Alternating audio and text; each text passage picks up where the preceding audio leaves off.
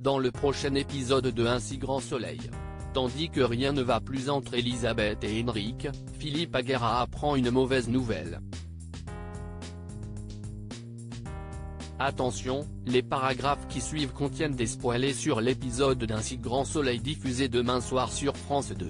Si vous ne voulez rien savoir, ne lisez pas ce qui suit.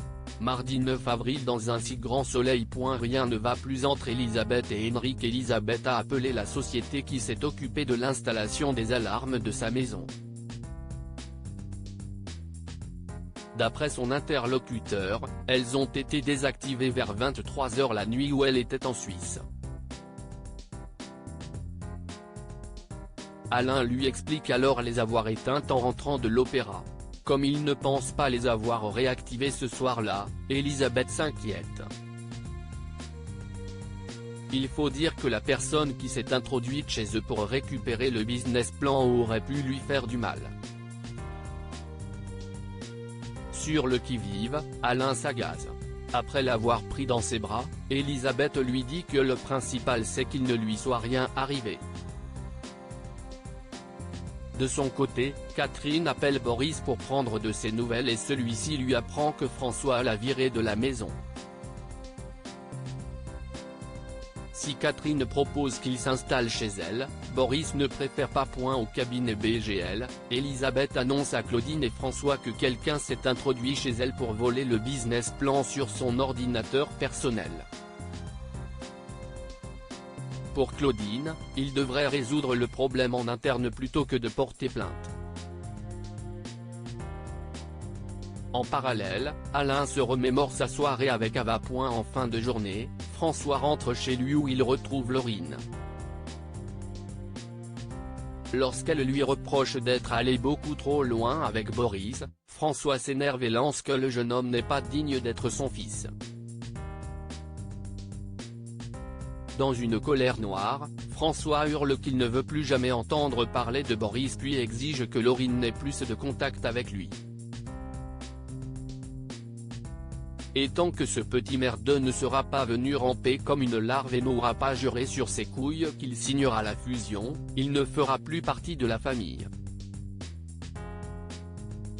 À Elle Cosmétique, Henrik assure à Elisabeth et à l'expert en cybercriminalité que la personne qui lui a envoyé le business plan était anonyme. N'ayant aucun élément permettant de l'identifier, Elisabeth lui demande de confier son téléphone à l'expert pour l'analyser, ce qu'il refuse.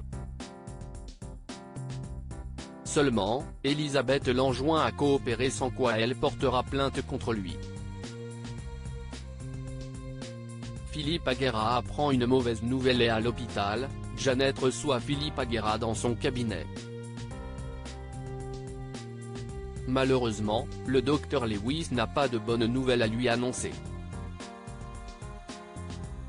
En effet, le système immunitaire de Philippe projette sa greffe du cœur.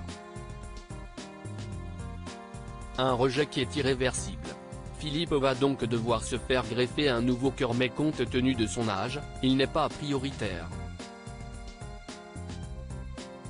Tandis qu'il cherche à savoir combien de temps il lui reste à vivre sans cette greffe, Jeannette répond quelques mois voire un an. Pendant ce temps, Thaïs est convoquée par Sabine pour discuter de ses résultats en baisse.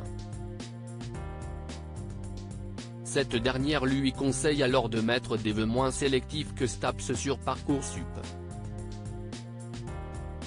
Non loin de là, Philippe rencontre Florent à son cabinet afin d'accélérer la procédure d'expulsion de son locataire qui ne paie plus ses loyers depuis plusieurs mois.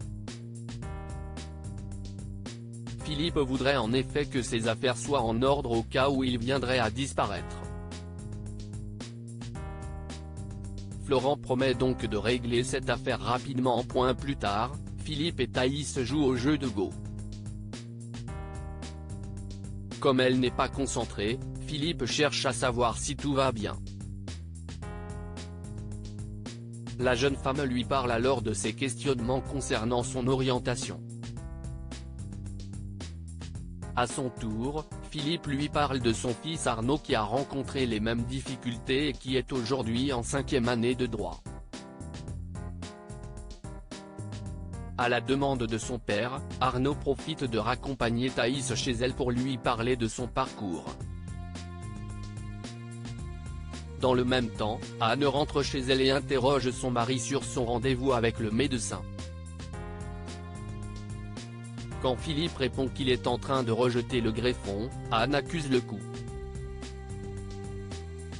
Comme elle cherche à savoir s'il a prévenu Arnaud, Philippe précise que non avant d'ajouter qu'il veut attendre encore un peu avant de le faire.